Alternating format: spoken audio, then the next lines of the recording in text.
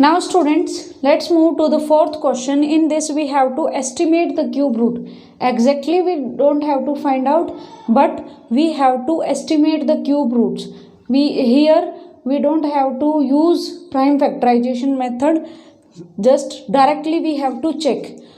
Before that I want to write cube root of 1 cube is 1, 2 cube 8, 3 cube 27, 4 cube 64, 5 cube 125, 6 cube 216, 7 cube 343, 8 cube 512 and 9 cube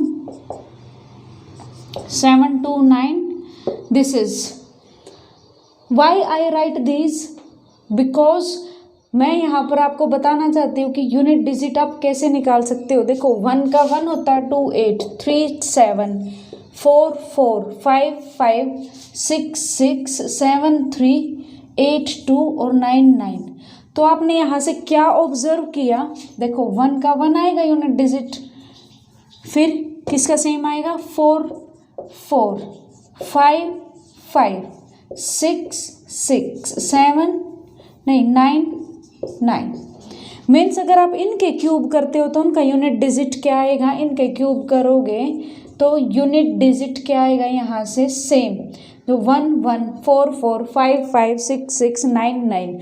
तो आपके पास क्या क्या बच गए 2 3 7 8, ये बच गए आपके पास। मीन्स 2 में 8 और 3 में 7, 7 में 3 और 8 में 2।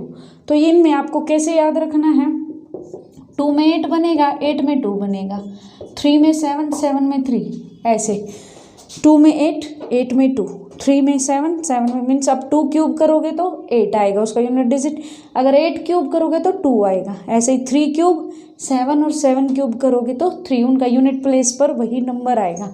तो आपका इसमें ज़रूरत होगी, इसलिए मैंने आपको ये बताया कि आप कैसे, देखो स्क्वायर रूट्स किया था उसमें तो 2 3 7 8 जब आ जाते तो वो परफेक्ट स्क्वायर बनता ही नहीं था।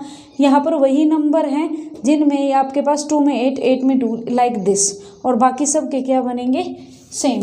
Now let's move to the fourth question in this first part 1 1 0 5 9 2।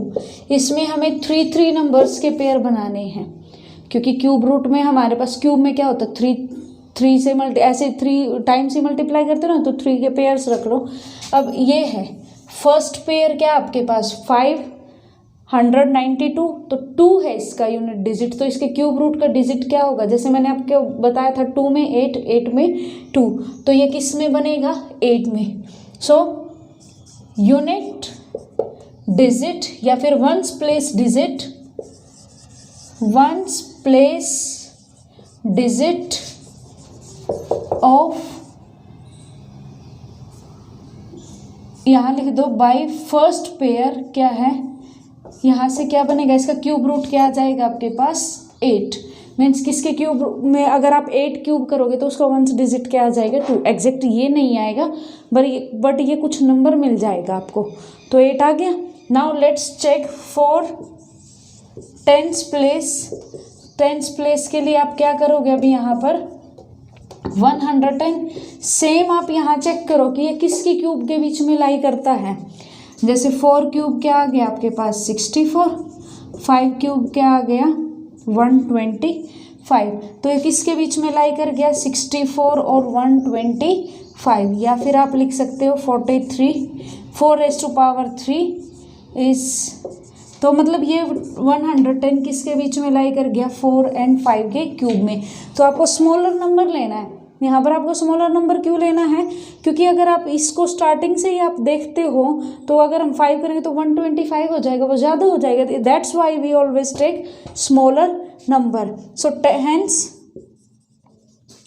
Tense place digit क्या बन गया आपके पास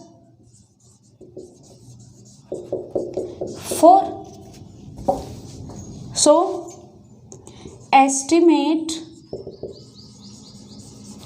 cube root of 110592 tens place ये है आपके पास और यूनिट प्लेस क्या है आपके पास 8. So 48 is its answer. Like in this way you have to find out.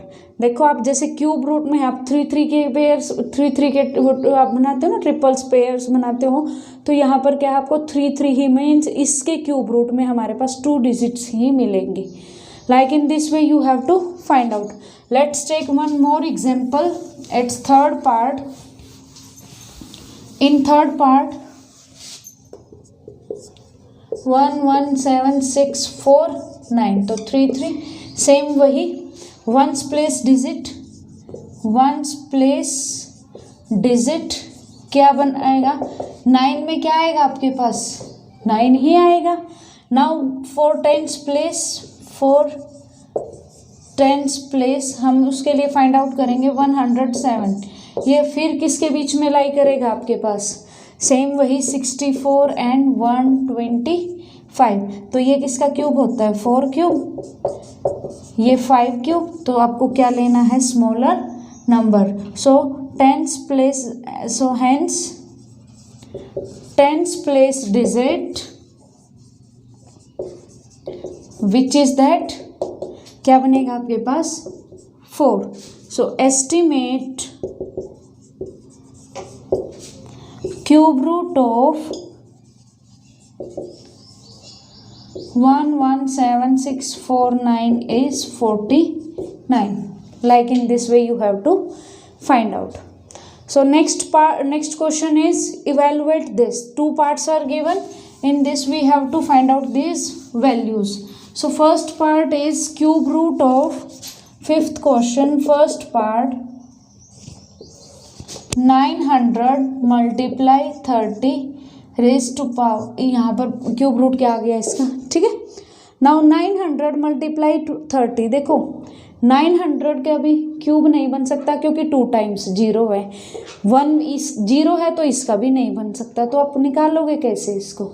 तो आप देखो आप अलग अलग करोगे फिर उनके क्यूब रूट्स नहीं निकलेंगे. पेयर्स लिखोगे उनको ज्वाइन करना पड़ेगा. या फिर आप यहाँ पर इनकी मल्टीप्लाई भी कर सकते हो.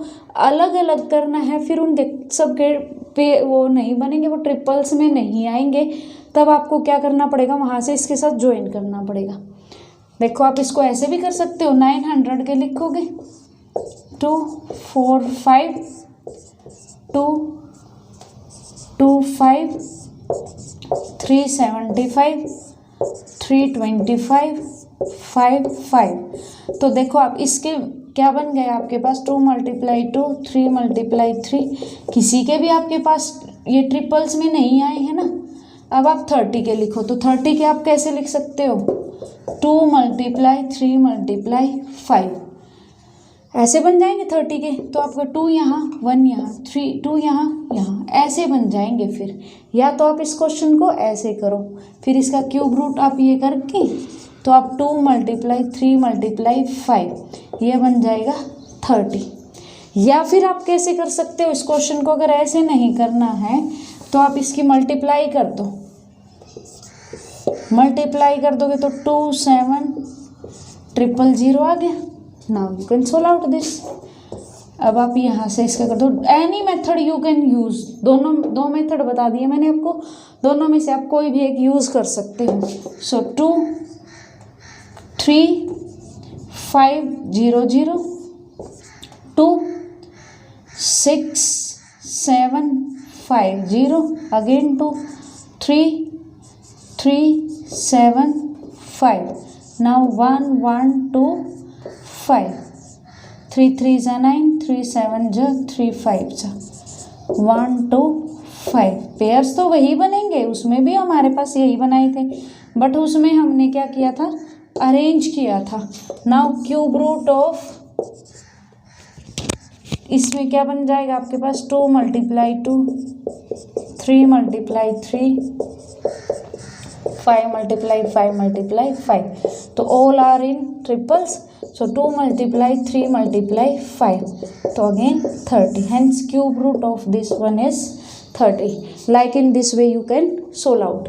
Now second part of 5th question is earlier also we have done these type of questions. तो इसमें आपको कैसे करना है square root cube root 1331 divided by cube root of, ये ऑटोमेटिकली दिया हुआ तो आपको ऊपर का न्यूमरेटर का आपको अलग से करना, डिनोमिनेटर का अलग से। सो 1331 ये डायरेक्ट 11 से डिवाइड होगा, दिस इज एंड 1728 2 6 3 3 2 1 6 6 नहीं, यहाँ पर 2 8 जा। Now this is 4 2 1 6 again 2 0 8 54 27 3 9 3। So hence cube root इसमें आपके पास क्या आएगा, 11 multiply 11 multiply 11। Now this is 2 multiply 2 multiply 2, 6 times is 2 and 3 times 3, this is. So this prime factorization you have to show। तो यहाँ से आपके पास ये बन गया 11 आ गया और यहाँ से 2 multiply 2 multiply 3, so 11/12 is the answer। Cube root of this term is 11/12। Like in this way you have to solve all the rest of the parts। So students, I hope now all the questions are clear to you। Thank you very much।